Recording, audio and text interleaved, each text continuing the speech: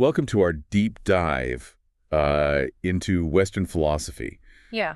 but with a twist. Hmm. We're going to be looking at it through a Chinese lens. That's right.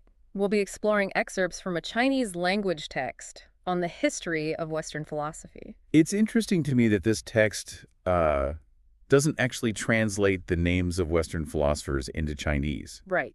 So we're going to see names like Socrates Yeah. written out in the text using the Roman alphabet. Yeah, that's right. And what's so fascinating is that this text isn't just a brief overview. Mm-hmm. It's actually structured like a traditional Western philosophy textbook, Wow. covering many of the same philosophers and concepts from the pre-Socratics, Yeah. all the way to 20th century thought. So it's almost like someone from outside of the Western philosophical tradition is giving us their take on the greatest hits and picking out what stands out to them. Exactly. And that unique perspective is what we're going to be diving into today. Now, I know we can't cover everything in this deep dive, Right. but where do you think we should begin? Well, I think a good place to start is with the pre-Socratics. Okay. You know, they laid the groundwork for so much of Western philosophy. Sounds good to me. Oh.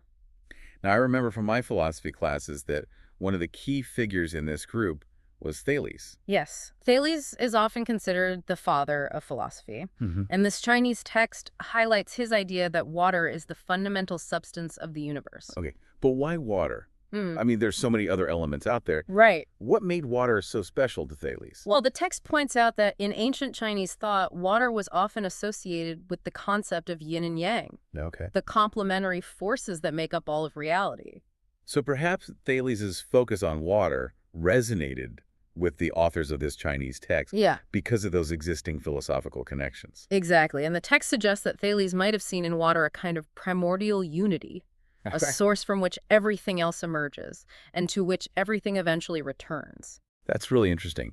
It suggests that even though these philosophers lived in vastly different cultures, Right. they were grappling with similar questions about the nature of reality and the origins of the universe. Yes. And it shows how this Chinese text can offer a fresh perspective on even the most familiar philosophical ideas.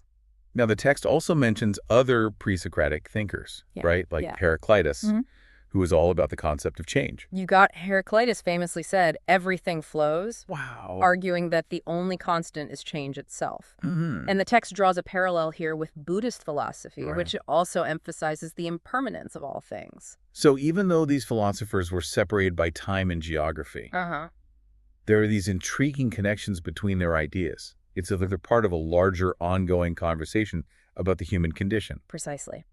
And as we delve deeper into this text, we'll see how those connections continue to emerge.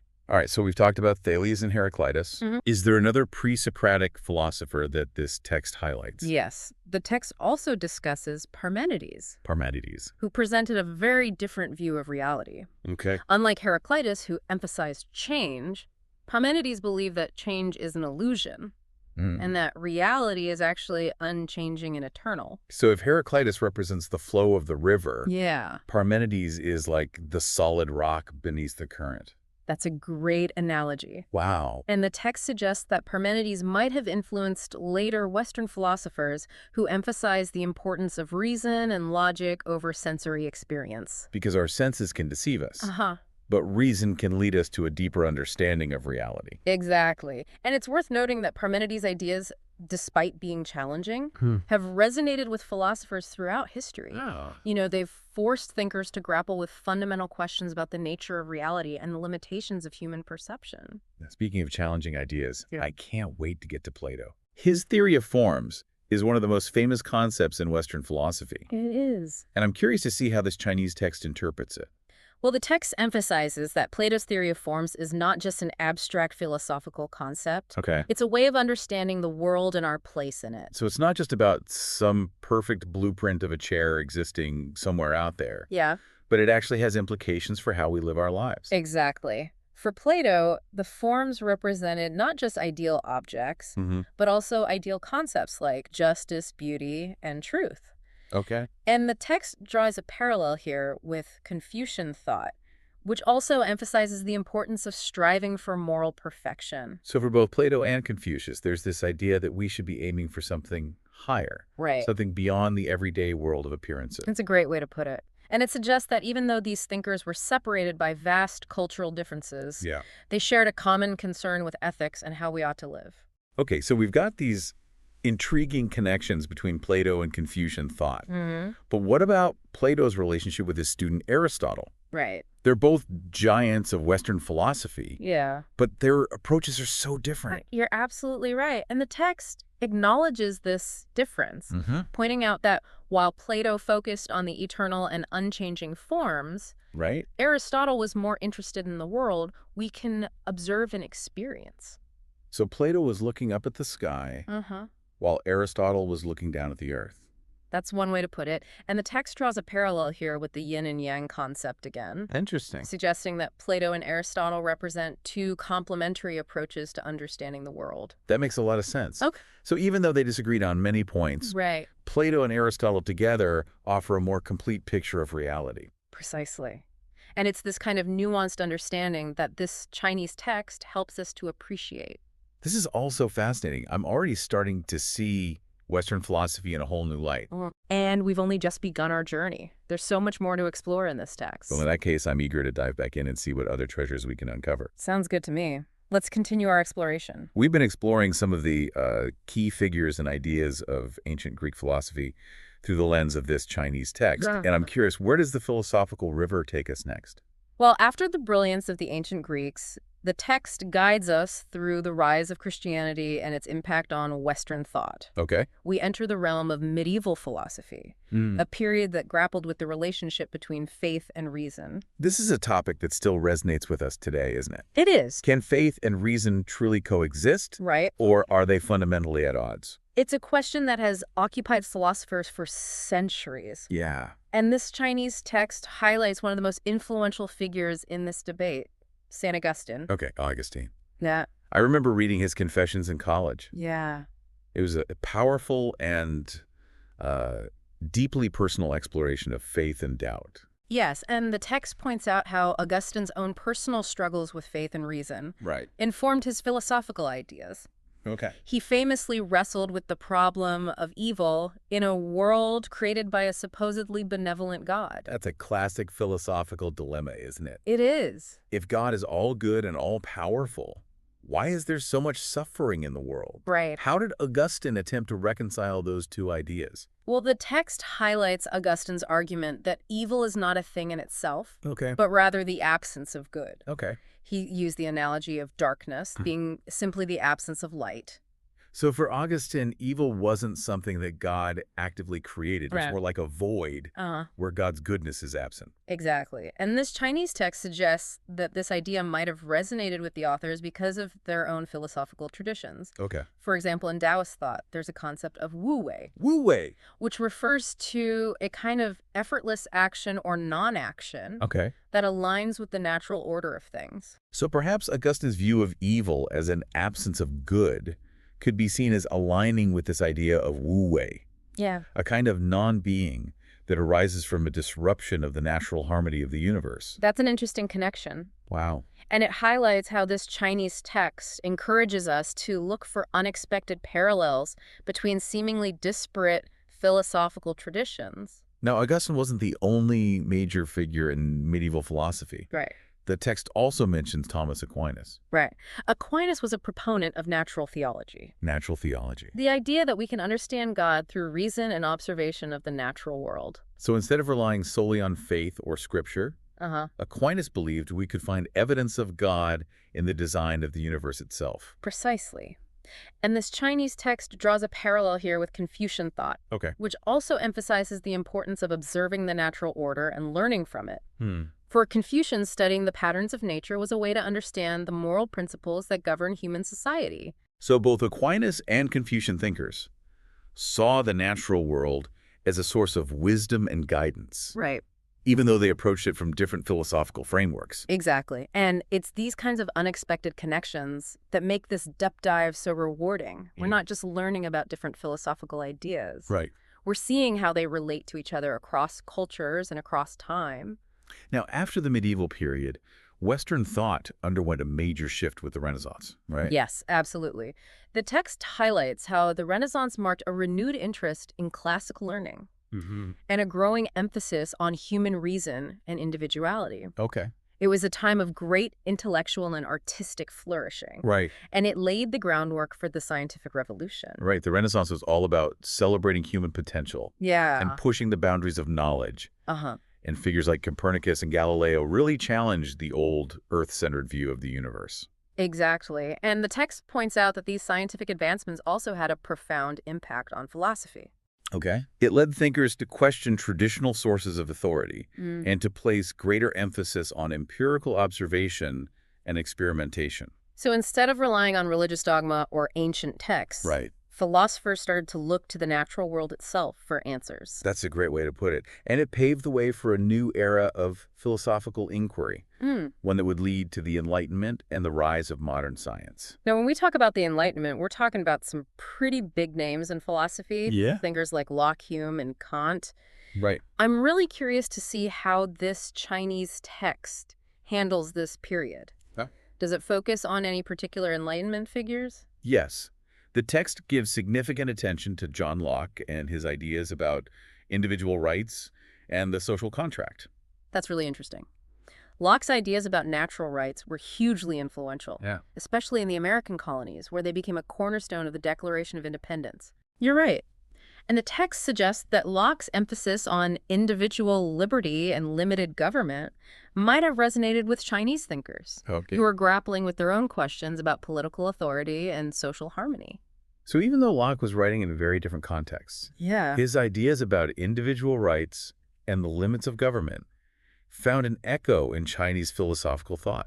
Exactly. And it highlights how certain philosophical ideas, even when rooted in specific historical and cultural contexts, can have a universal appeal.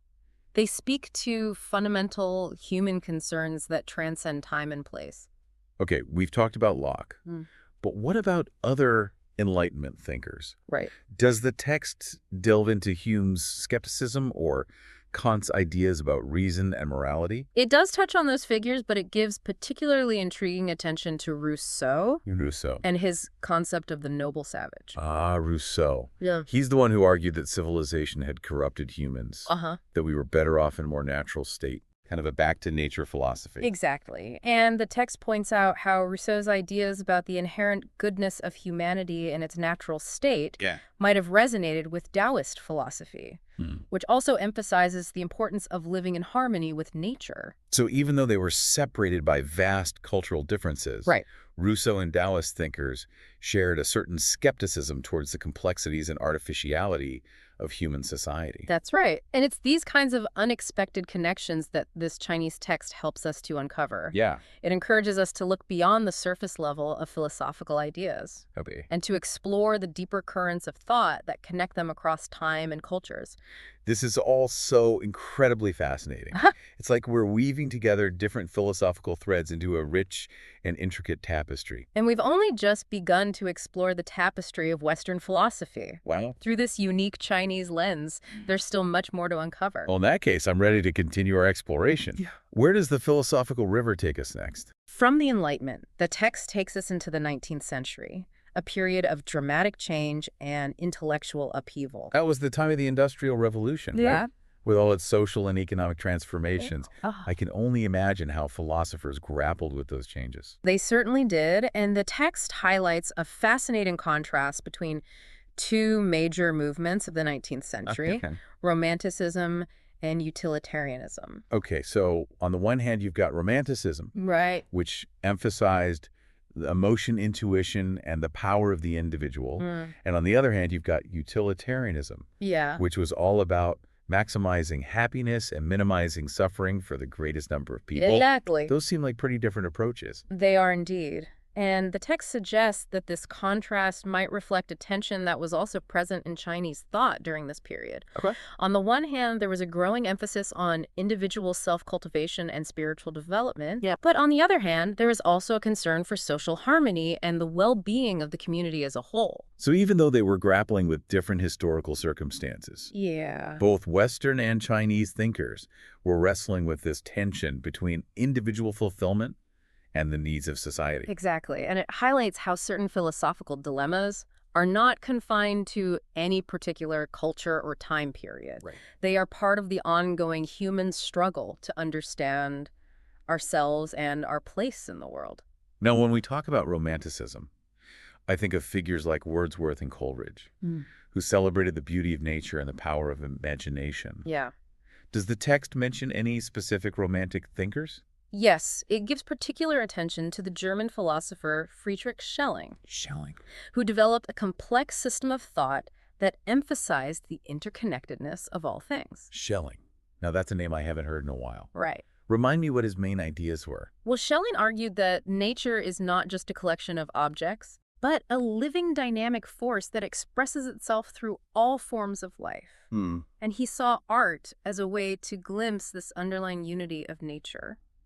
So for Schelling, there's a kind of spiritual dimension to nature. Yeah. And art allows us to tap into that deeper reality. Exactly. And the text draws a parallel here with Chinese landscape painting, which also aimed to capture the essence of nature and its underlying harmony. Interesting. Both Schelling and Chinese landscape painters saw nature as a source of inspiration and a reflection of deeper spiritual truths.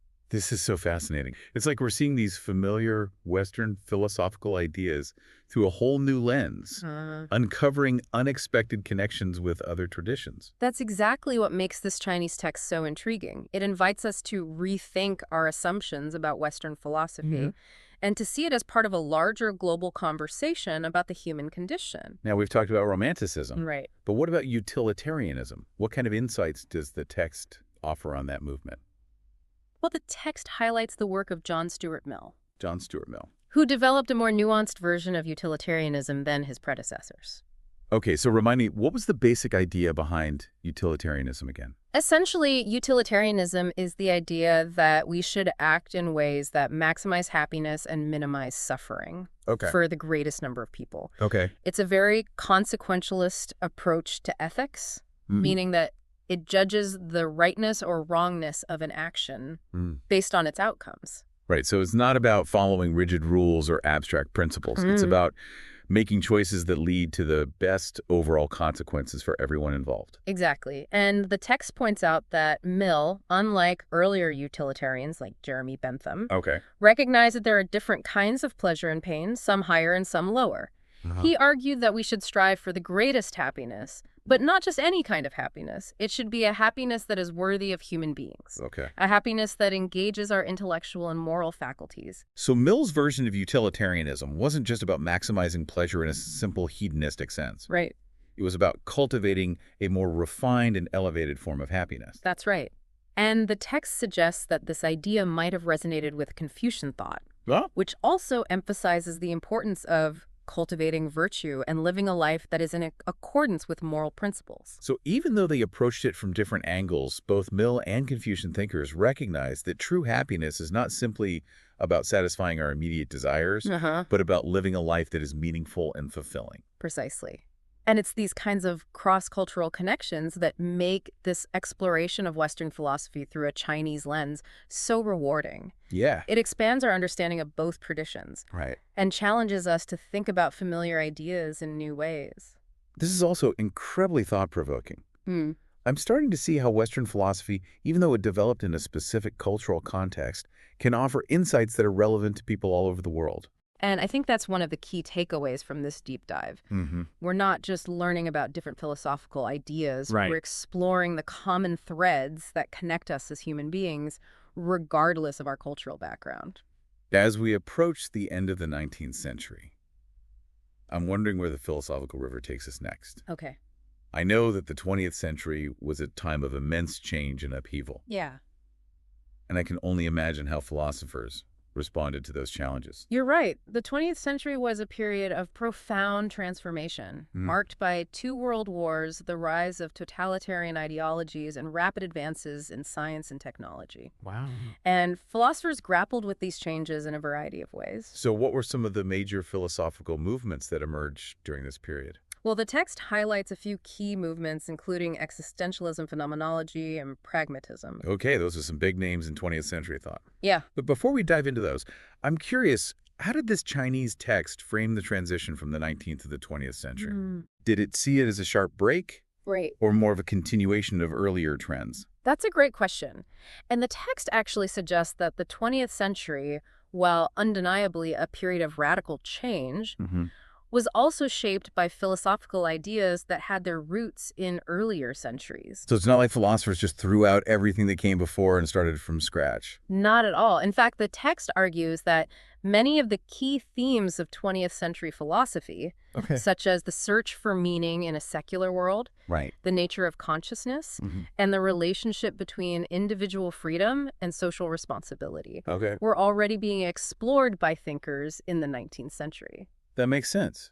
It's like these earlier ideas were seeds that took root and blossomed in new ways in the 20th century. Exactly. And it's this continuity and interconnectedness of philosophical thought that this Chinese text helps us to appreciate. Well, in that case, I'm eager to dive into some of those 20th century movements. I'm especially curious to see how the text handles existentialism, with its focus on angst freedom and the search for meaning in an absurd world. That's a great place to start. Existentialism was a powerful and influential movement, and it certainly resonated with many people in the wake of the horrors of World War II.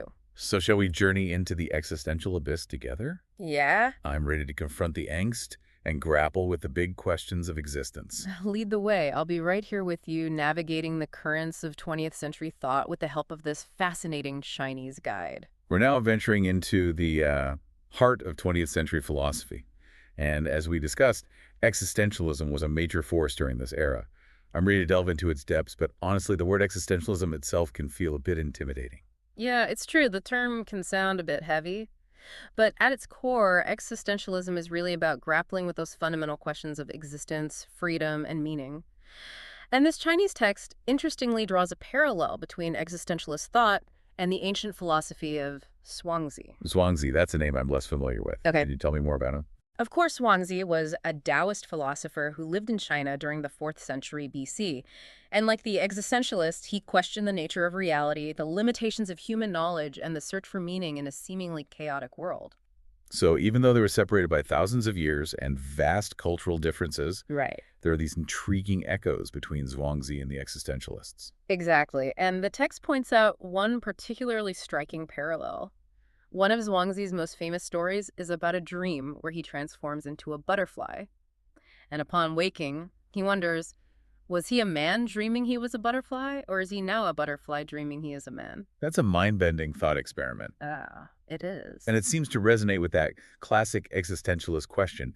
What does it mean to exist? What is the nature of self and consciousness? Precisely. And the text suggests that both Zhuangzi and the existentialists were skeptical of easy answers or fixed categories. They encouraged us to embrace the ambiguity and uncertainty of existence and to find our own meaning amidst the chaos. Now, when we talk about existentialism, we can't ignore figures like Jean-Paul Sartre and Albert Camus. How does the text portray their ideas? Well, the text highlights Sartre's famous phrase, "Existence precedes essence," emphasizing the existentialist belief that we are born into this world without a predefined purpose or meaning. It's up to us to create our own essence through our choices and actions. So we're not born with a set script. We're writing our own story as we go along. Exactly. And the text connects this idea to the Confucian concept of self-cultivation, the ongoing process of refining one's character and moral conduct. So even though they come from different philosophical traditions, both existentialists and Confucians see human life as a project, something we actively shape through our choices and actions. Yes, and the text points out that for both traditions, the emphasis is not on achieving some fixed state of perfection, but rather on the ongoing process of striving, questioning, and becoming. Now, alongside Sartre, the text also delves into the works of Albert Camus. What aspects of his philosophy are highlighted? The text focuses on Camus's exploration of the absurd, the clash between our human desire for meaning and the apparent meaninglessness of the universe. This reminds me of Camus' famous essay, The Myth of Sisyphus, where he uses the image of Sisyphus eternally pushing a boulder uphill, only to have it roll back down as a metaphor for the human condition. It's a pretty bleak image. It is. But Camus argues that even in the face of this absurdity, we can find a kind of defiant joy in rebellion, in embracing the struggle and living life to the fullest despite its inherent meaninglessness. So it's not about giving up or succumbing to despair, but rather about finding a way to affirm life even when it feels meaningless. Exactly. And the text suggests that this idea of finding meaning in the face of absurdity might have resonated with certain strains of Buddhist thought, which also emphasized the impermanence of all things and the need to detach from worldly attachments. So even though they come from different cultural backgrounds, both Khemis and Buddhist thinkers seem to share a certain acceptance of the limitations of human existence, while at the same time finding a way to affirm life and create meaning in the face of those limitations. That's a great observation. And it highlights how this Chinese text encourages us to look for unexpected connections between seemingly disparate philosophical traditions. It's like we're weaving together a tapestry of human thought with threads from different cultures and different eras coming together to form a richer and more complex whole. Now, beyond existentialism, what other movements does the text explore? It delves into phenomenology, which examines the nature of experience and consciousness. Okay, phenomenology. I'll be honest, that term always makes me think of something very complex and abstract. Yeah. How does the text make this concept accessible? Well, it uses a simple but powerful analogy. Imagine you're looking at a beautiful sunset.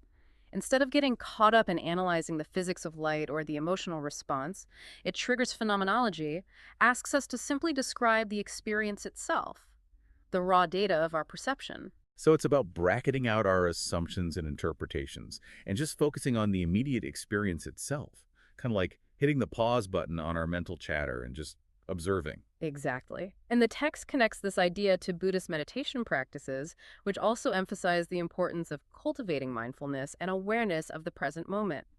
So both phenomenologists and Buddhist practitioners are interested in exploring the nature of consciousness, even though they approach it from different angles. Yes, and the text suggests that both traditions challenge us to pay closer attention to our experience, to become more aware of the subtle nuances of perception and consciousness that we often take for granted. Now, we've talked about existentialism and phenomenology. What about pragmatism? How does the text present this distinctly American philosophical movement? The text emphasizes the pragmatic focus on the practical consequences of ideas and beliefs. It highlights William James, a key figure in American pragmatism, and his idea that truth is what works. So for pragmatists, the value of an idea lies not in its abstract truth, but in its ability to help us navigate the world and solve problems. Exactly. And the text connects this idea to the Confucian concept of practical wisdom, which emphasizes the importance of applying knowledge to real-life situations and making ethical choices that lead to harmonious outcomes. So even though they developed in different cultural contexts, both pragmatists and Confucians valued knowledge that could be put into practice, knowledge that could make a positive difference in the world. Precisely. And the text suggests that this shared emphasis on practicality might stem from the fact that both Confucianism and pragmatism emerged in societies that were undergoing rapid change and facing new challenges. In such contexts, abstract theories might seem less relevant than practical solutions. It's fascinating how this Chinese text helps us see these connections and continuities across different philosophical traditions. It's like we're tracing the evolution of human thought, following the currents of ideas as they flow across time and cultures. And I think that's one of the key takeaways from this deep dive. We've seen how Western philosophy, even though it developed in a specific cultural context, has engaged with universal human concerns that resonate across time and place. We've explored the ancient Greek quest for understanding the nature of reality, the medieval struggle to reconcile faith and reason, the Enlightenment emphasis on individual liberty, and the 20th century grappling with the challenges of modernity. And throughout it all, we've seen how these Western philosophical ideas connect with other traditions like Confucianism, Taoism, and Buddhism. It's a testament to the power of ideas to transcend borders and to connect us across cultural divides. And it's a reminder that the philosophical conversation is an ongoing one, a conversation that involves voices from all over the world and from all throughout history. Exactly. And by listening to these diverse voices, we can gain a deeper understanding of ourselves, our world, and the enduring questions that have always captivated the human mind. Well said. And on that note, I think it's time to wrap up our deep dive into Western philosophical history, as seen through the eyes of this fascinating Chinese text. It's been a truly enlightening journey exploring the interconnectedness of ideas and the enduring power of philosophical inquiry. A huge thank you to our listeners for joining us on this intellectual adventure. We hope you've enjoyed exploring these different perspectives and perhaps even discovered some new insights along the way. Until next time, keep those minds curious and keep exploring the vast and ever-evolving world of ideas.